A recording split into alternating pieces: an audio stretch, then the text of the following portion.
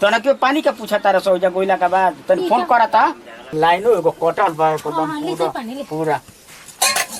राउ लइके एकदम बाद मास हो गइल बिया का कइला या गेहूं चाउर बेचतिया बताओ तनी यही पर हम तन देख ली उकर पावर मार दे बताओ अब हिया धार है बेगा तनी बताओ त कहां माना है बाप रे बाप है। देखो कितना दिन बाद यहाँ के गोइल बनी हमारा गाँव में कहले रहनी कि आज मवी तक लइनी ना हम तो इतना दिन के बाद गोइल रहनी तो मन दिल लागल हो जा तबे लेकिन आवत अभी तक ले चाहे तो घूमला तो ठीक है ना बाटे लेकिन कुछ भी कह हमारा गांव के तो बातें कुछ अलग बटुए वजह के लोग इतना अच्छा बटन हो कि हम का कहीं अगन तो खूब तारीफ हो पैगन हो जाए इतना गर्मी पड़त है ना बुझाते ना कि भगवान जी चाहत का बड़न अपना घाम होता है गर्मी के मारे तो बुझाता कि जान निकल रही हमारी बैठी बैठी एकदम खत्म बाड़े का बैठी अच्छा हाथ दूसरी बनी तो खिसिया था ना बैठी आराम कर ली गाँव के हाल बताइए सब ठीक बनू हाँ ठीक है बड़न लो सब लोग माना जानत रहला ना जी माना तारा सौ कनी के कुछ कर तारा सौ हाँ तार बाबू एगो तारा मन करत न हम कहियो दिमाग खराब होई नु हमारा ई का कहत नहीं जी मजाक करत नहीं हमरा से हैं हम जानता नहीं कि खूब ज्यादा मान जान भइल बा हां ये नु हमारे के पोढ़ा मिलल बा हम खा के आइयो गुल बनी हो जाले तना कियो हो जा इज्जत मिलता तना क्यों पानी का पूछा तारा सो जा गोइला का बाद तन फोन करा था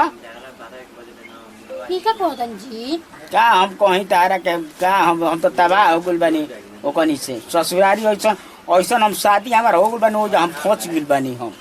अजी तुम बुझा देखी सियात का बनी खिसे ना हो हद बड़े सरी दादा बस साला है गोइला के गोइला है कोई है पानियों का पूछा तारा सो पानी के हमारा के एकदम का हम कहीं तारा बाबूजी के एकदम है ना सुन कहियो ऐसा न समझा दे उनका के तने उनका तू समझावल कर ये गर्मी में एकदम बुझाता कि है ना जान निकलता ठीक बा समझा दे हम सही में हो तो चल जा जा बो तारा तुम्हारे जाओ पानी दिया जा ठीक बा तो क्या भागोन नन तो एकदम पहले बार से हमरा के वो करे के बराबर दे सही हमर तो पारा को दम हमर तबाह भइल बा गरमी के लाइनो एगो कटल बा एकदम पूरा एबार तोरा का मन करता वो भी तोरा का मारे लगी हम ई जगह बे एबार तारवा हमार किस्मते एकदम खत्म बा घर में एगो धइले बड़ी नौटंकी जा कइले बड़ी साला पानी ढंग के ना पियले सी नाटक कर दहलस जा तनी फोन करे भाई के भी कि ना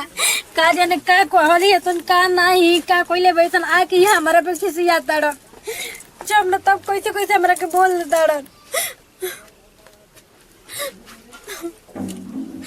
हेलो हेलो अरे बाबूआ हां दीदी काहे रोते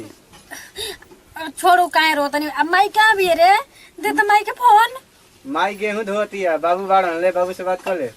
हाँ दे तो बात करे तो ले धर का रे बाबू बोला तन बाबूजी रोत है का रे रो दनी का हो गइला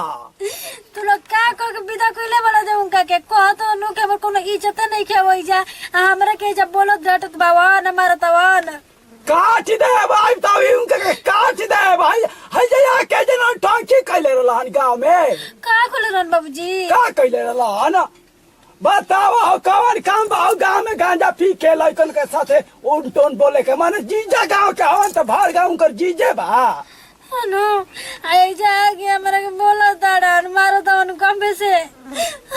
बताओ हो भाला रख जो रख हम अभी आवतनी महाभारत करत बाबूजी मर जाई मी हमरा कोई से बोली हन तो तू लोग कुछ कर जा तोरा के नाम हुए देव रे बबी ऐसे मत रख रख हम आवतनी ना की बाबा बताओ चल चल बैग निकाल ससुरा चल इधर मोबाइल धर बारा बोला तो रला नहीं तो बाबूजी को बोला देनी है गांजा पीले रहन तो बोलिया जे ना तो आके ए जा कहत हमन के हमर इज्जते नहीं के कोनो ससुरारी में अब आवत न तो और इज्जत बनाइहन के नहीं निकल आवस बाबूजी तो चाहत नहीं ऐसे तो कहनी है ऐसे गांव में जाके ना टंकी कइले बाबा जान मैं आई महाभारत कर कह देते तोरा के कहो तो लाते मुंह के काट दिया बढ़िया तरह ई देहिया के मैं बतावा तूर दे हां तो तनी मुनी हमर कोई जला ओ बताओ ता मार फकर के रवती सुने ना तुमकर के सटका देम हम अभी जानत नहीं कन अभी हमारे विषय में चलो ए बड़ा चलो तू देखा तनी का करत हो ऐसे ई ठीक कर जला हो आ बताओ तो आई हो मैं का करी साल का करी हो आई हो मैं ला चला चला चला रोती है काने क्या बा घर में कोई बा दीदियो